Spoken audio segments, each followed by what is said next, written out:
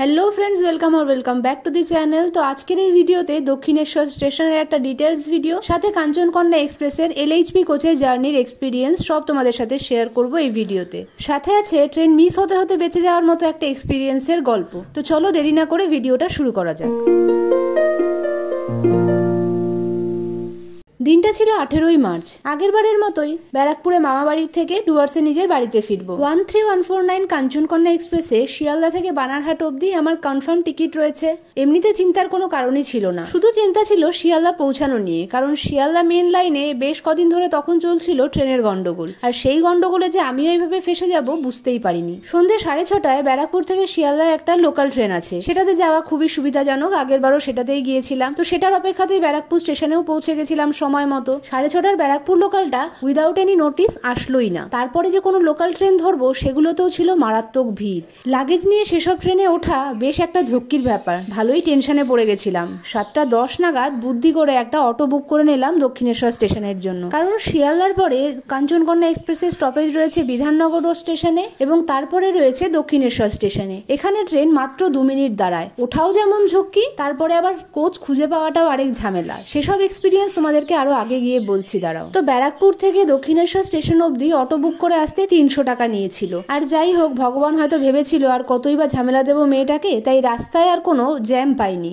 Dakshineswar station পৌঁছে গেছিলাম 8:15টার মধ্যে। এখানে ট্রেন আসবে 9টায়। শিয়ালদা থেকে ট্রেনটা ছাড়ে 8:30টায়। আর ব্যারাকপুর থেকে 7টার পরে যদি ট্রেন ধরতাম, শিয়ালদা পৌঁছে কাঞ্চনকন্যা আমার আর আজকে ধরা হতো না। ইচ্ছে থাকলেও তাই শিয়ালদা থেকে আজকে আর জার্নিটা শুরু করা হলো। তবে আরেক দিক হয়ে গেল যে দক্ষিণেশ্বর স্টেশনটা আমি তোমাদের সাথে শেয়ার করে দিতে পারবো। মন্দিরের মতো ওই বিল্ডিংটা টিকিট কাউন্টার, কি সুন্দর না? সিঁড়ি ছাড়াও রয়েছে র্যাম্প, আর ওই দেখো দক্ষিণেশ্বরের স্কাই ওয়াক, যেটা দিয়ে লোকজন হেঁটে হেঁটে দক্ষিণেশ্বর মন্দিরে পৌঁছে যেতে পারবে এই স্টেশন থেকে। এই দেখো, এই জায়গাটায় সিঁড়ির বদলে রয়েছে এরকম স্লোপ, তাই লাগেজ নিয়ে আসা এমনিতে খুব একটা অসুবিধার নয়। আর এর পাশেই রয়েছে দক্ষিণেশ্বর মেট্রো।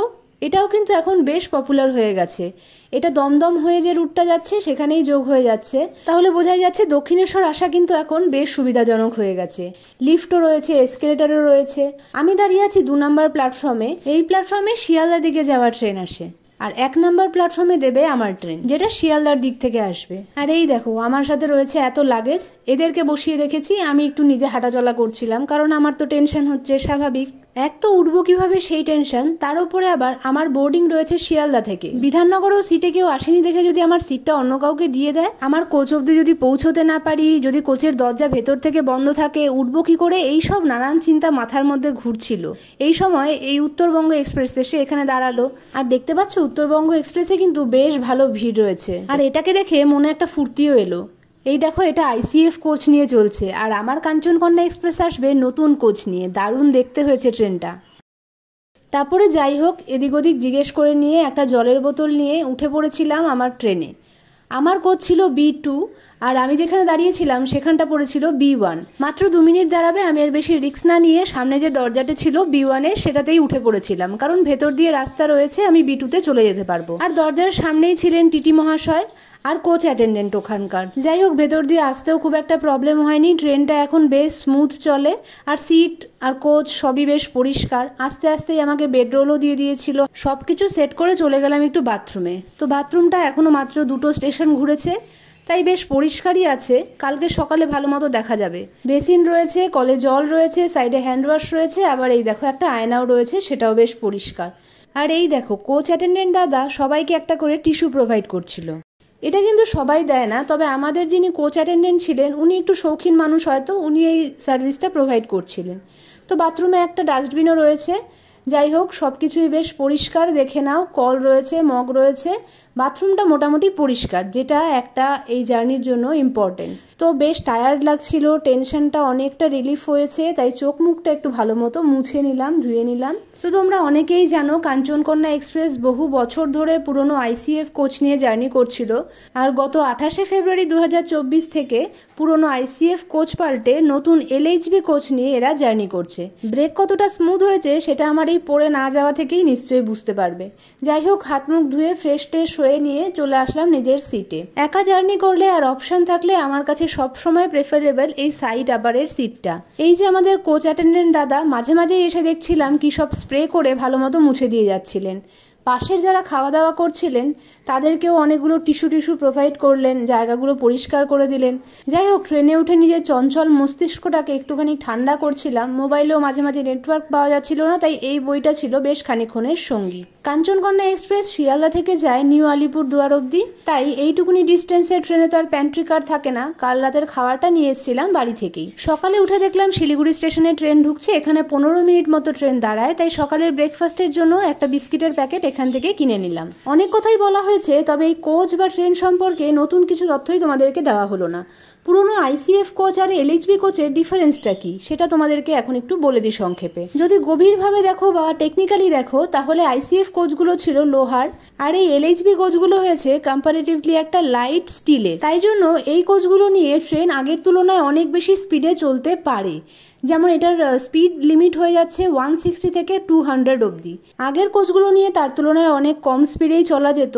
এখনও যদিও কাঞ্চনকন্যা এক্সপ্রেস 130-র বেশি স্পিডে যাচ্ছে না, কিন্তু ভবিষ্যতে যদি টাইম শিডিউল ঠিক করে তাহলে এর থেকে স্পিডে এরা যেতে পারবে। আমার তো মনে হলো এই রুটে এটাকে চেঞ্জ করার এটাই একটা ইম্পর্টেন্স। তাছাড়া ডুয়ার্সের মধ্যে দিয়ে যখন কাঞ্চনকন্যা যায় তখন অনেকটা রাস্তা ওকে ফরেস্টের ভেতর দিয়ে যেতে হয়, তাই ট্রেনটাকে বেশ স্লোই নিয়ে যেতে হয়। তাছাড়া জঙ্গলের মধ্যে দিয়ে কোনো পশু পারাপার করলে বা সামনে কিছু চলে এলে সেটার যে সাডেন একটা ব্রেক দিতে হয়, তাতে কিন্তু পুরনো কোচে অনেক সময় এফেক্ট পড়তো বা ব্রেকটা দেওয়া যেত না যাত্রীদের কথা ভেবে। এই কোচগুলো কম্পারেটিভলি সেফ, তাই নিশ্চয়ই সেই সব জায়গাগুলোকে মাথায় রেখেই এই চেঞ্জগুলো আনা হয়েছে। এছাড়া পুরনো আইসিএফ কোচের অ্যাক্সিডেন্ট হলে আমরা দেখেছি একটা কোচ আরেকটার উপরে উঠে যায়, এতে প্রাণহানির আশঙ্কা বেশি থাকে এবং উদ্ধার কার্যেও খুব সমস্যা হয়।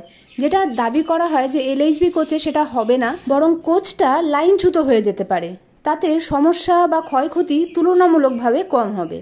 তো যাই হোক, এসব তো গেল টেকনিক্যাল কথাবার্তা। কথায় কথায় শিলিগুড়ি জাংশন থেকেও ট্রেনটা ছেড়ে দিল। মোটামুটি 15-20 মিনিটের লেট, যেটা ইন্ডিয়ার জন্য একদম স্বাভাবিক, কোনো লেটই বলা চলে না একে। তো ঠিক আছে, ভালোই চলছে ট্রেন।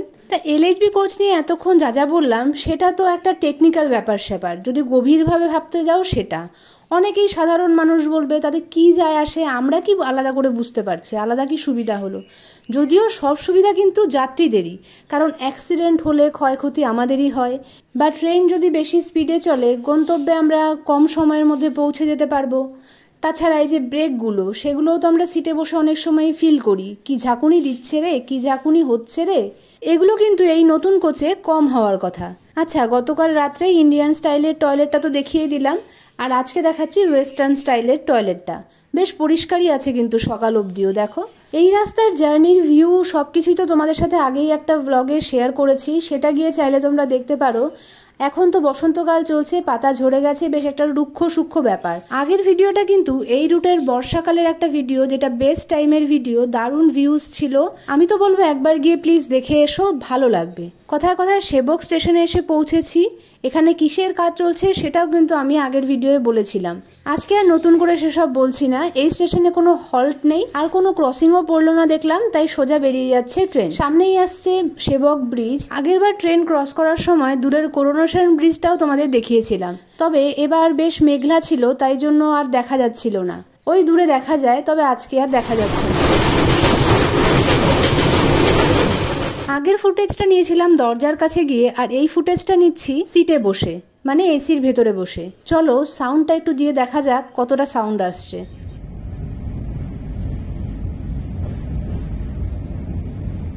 বুঝতেই পারলে অলমোস্ট নায়ের বরাবর সাউন্ড, মানে বাইরের নয়েজ কিন্তু নতুন কোচগুলো একেবারেই শোনা যায় না। নামার আগে কোচ অ্যাটেন্ডেন্ট দাদার একটু হেল্প নিয়েছিলাম, তাই ভাবলাম ওনার একটা ছোট্ট করে ইন্টারভিউ নেওয়া যায়। দাদা আমাকে আজকে এখানে ভালো অ্যাসিস্ট্যান্ট করেছেন, উনি আমাকে লাগেজও নামিয়ে দেবেন বলেছেন। হ্যাঁ, তো আপনার নাম দাদা? সৌমেন হালদার।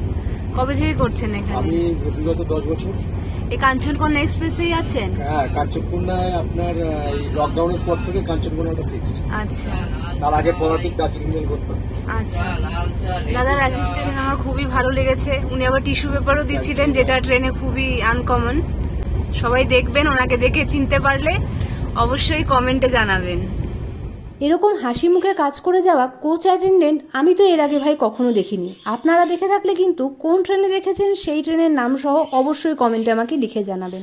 যাই হোক, নির্ধারিত সময়ের 15 মিনিট লেটে আমাকে আমার ট্রেন গন্তব্যে পৌঁছে দিয়েছে। ওই দাদার সাহায্য নিয়ে লাগেজ নামিয়ে নিতেও খুব একটা অসুবিধা হয়নি। এবার আমাকে টোটো ধরে বাড়ি যেতে হবে। তার আগে ট্রেনটার একটা ঝলক দেখে নিন। এই যে H1 কোচ, এটা হচ্ছে ফার্স্ট ক্লাস কোচ। তারপরে আরো এসি কোচগুলো রয়েছে। কি কি সুবিধা উপভোগ করলাম আলাদা রকম সেটা একটু বলে দিই। সিটগুলো বেশ ভালো, মজবুত, নড়বড় করছে না। কিন্তু রাতে যখন ট্রেন বেশ স্পিডে চলছিল, ঝাঁকুনিটা কিন্তু খুব একটা কম মনে হলো না, বেশ ভালোই ঝাঁকুনি লেগেছে। বাইরের আওয়াজ যেমন ভেতরে আসছিল না, ভেতরের আওয়াজও বাইরে যাচ্ছিল না। তাই ভেতরে যারা একটু জোরে জোরে কথা বলছিল বড্ড কানে লাগছিল। যাই হোক, সুবিধার কথা বলবো বলেছি। সিটে হাতের কাছেই ছিল চার্জিং পয়েন্ট। ফোন চার্জ দেওয়ার সুবিধাটা তো একটা বড় সুবিধা এখনকার দিনে। তাছাড়া নতুন কোচ বলে এসিটাও কিন্তু বেশ ভালো কাজ করছে এখন। লাইটগুলো বেশ উজ্জ্বল, বই পড়ার জন্য যথেষ্ট। তবে সিটের সাইডে কোনো রিডিং ল্যাম্প কিন্তু নেই। বড় লাইট বন্ধ করলে ছোট একটা নীল লাইট রয়েছে, চাইলে সারা রাত জ্বালিয়ে রাখা যায়। বেসিক্যালি চোখে পড়ার মতো আহামরি আলাদা কিছুই নয়, তবুও একই দামে ওরকম একটা পুরনো ময়লা কোচের থেকে একটা যদি পরিষ্কার সুন্দর কোচে জার্নি করতে পারি, ভালোই তো, খারাপ তো আর না। আনন্দ তো হবেই। আর এই রুটে অনেক ট্যুরিস্টও যাতায়াত করে, তাই এরকম একটা ভালো কোচ হলে জার্নিটা কিন্তু তাদের জন্য অনেক বেটার হয়ে যায়। ট্রেনে জল আর চা ছাড়া হকার কিন্তু খুব কমই দেখলাম। তাই শুকনো কোনো খাবার হোক বা ডিনার, সেটা কিন্তু স্টেশন থেকেই নিতে হবে আপনাদের। বানারহাট স্টেশনের বাইরে থেকে টোটো রিজার্ভ করে নিয়েছি বাড়ি যাওয়ার জন্য। এটা একটা হাইওয়ে যেটা কিনা সেবক হয়ে মালবাজার হয়ে আসামের দিকে চলে যাচ্ছে। রাস্তার দুধারে রয়েছে চা বাগান। সময়টা বসন্তকাল, তাই রয়েছে ফুরফুরে বসন্তের হাওয়া। এত লম্বা জার্নির পর শহরের ভিড়ভাট্টার মধ্যে দিয়ে টোটো ছুটিয়ে নিয়ে যেতে হলে টায়ার্ড অবশ্যই লাগতো। তবে এরকম ফুরফুরে হাওয়ার মধ্যে দিয়ে 10 মিনিটের জার্নিটা বেশ ভালো লাগে। শীতের শুষ্ক হাওয়া পুরোপুরি তখনও চলে না গেলেও চা গাছে নতুন পাতা গজানো শুরু হয়ে গেছে। শীতের লম্বা ছুটির পর শ্রমিকরাও নতুন করে কাজে লেগে পড়েছে চা বাগানে। আমার বাড়ি আসার পথে এসবই দেখা যায়, আর আমি এত বছর দেখার পরেও এখনো খুব উপভোগ করি এগুলো। এসব কথা তো তোমাদের আগের ভিডিওগুলোতেও বলেছি।